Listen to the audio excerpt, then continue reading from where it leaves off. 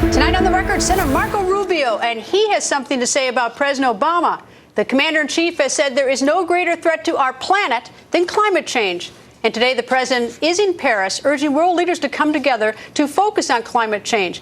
The president, on multiple occasions, has said that global warming is a critical issue.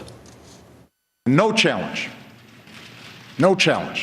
poses a greater threat to future generations than climate change. The growing threat of climate change could define the contours of this century more dramatically than any other. Mr. President, in terms of sending that market signal you talked about today and a couple times this week, I wonder if you see any political path back home towards putting an explicit price on carbon. I have long believed that the most elegant way to drive innovation and to reduce carbon emissions is to put a price on it. Right now, Florida Senator and 2016 GOP presidential candidate Marco Rubio goes on the record from New Hampshire. Good evening, Senator. Good evening. Senator, first on the issue of climate change, do you believe that the climate change is a result of man-made, or is it man-made in any way? Well, first of all, the climate changing has always been changing. There's never been a time when the climate hasn't been changing. And what percentage of that is due to man's activity is not something there's a consensus on. There's 90-something% of scientists that say that man-made activity. Well, I'm a policymaker, and my job is to go through the different solutions that they present to us. And I can tell you that all the changes they're presenting to us would do nothing, even according to the scientists, would do nothing to change our climate, especially in the United States, but would have a dramatic impact on our economy. So as a policymaker, I refuse to support initiatives that will do nothing to impact the environment or the climate, but would have a devastating impact on our economy. So that I understand correctly, if you had sufficient information presented to you to show that climate change exists and it's a result of something that man is doing or women are doing, whatever, is that you would perhaps have a different view, your policy would be different? Yeah, but scientists have already said that in terms of climate sensitivity, there is not a global consensus on that. And even now there's a dispute about what the target should be. The target being set by some is 2 degrees Celsius a change, that they think that if there were 2 more degrees in warming, that would somehow trigger some terrible global impact. But there are now scientists saying that's basically an arbitrary number. There's no science behind it. It's just an easy to define political goal.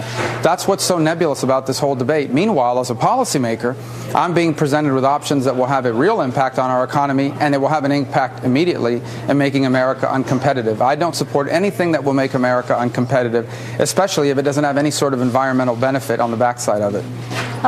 Do you disagree with the president saying that it's very important to future generations?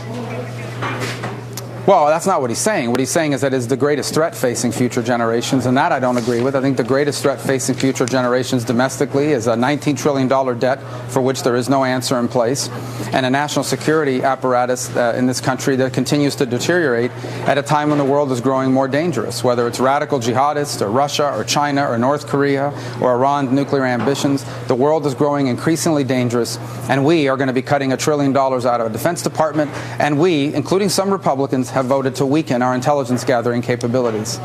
Over the weekend, Senator Ted Cruz has accused you of attempting to mislead voters in an effort to slow down conservatives coming together for Senator Cruz. He said that in Iowa, and it's in reference to a super PAC ad. Do you have a response to Senator Cruz?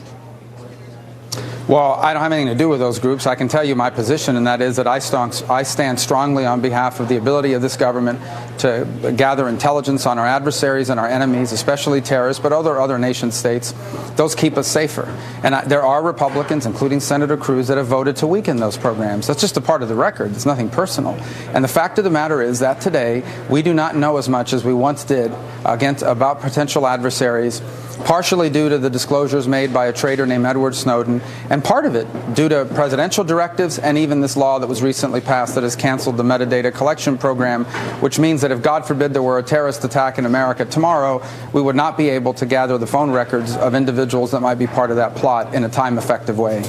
All right. Well, when you criticized him for not supporting, or the super PAC for not supporting the law, which now allows bulk data not to be collected, he fired back and said that you're for amnesty. Now he's going after you for amnesty.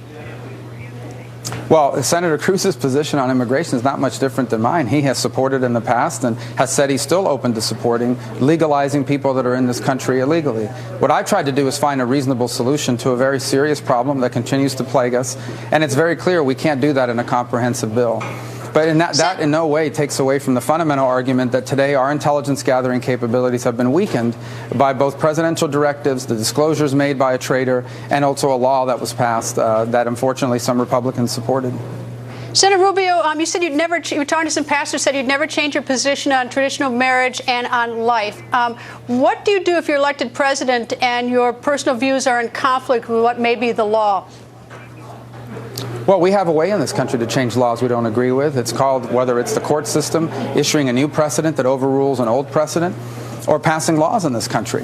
What I've said is that if some individual is ordered compelled by government to violate something that violates their personal conscience, they should not be forced by law to do that. For example, no one should be forced to preside over a same-sex marriage if it violates their faith. And I'm not sure many people are arguing they should be forced to do that.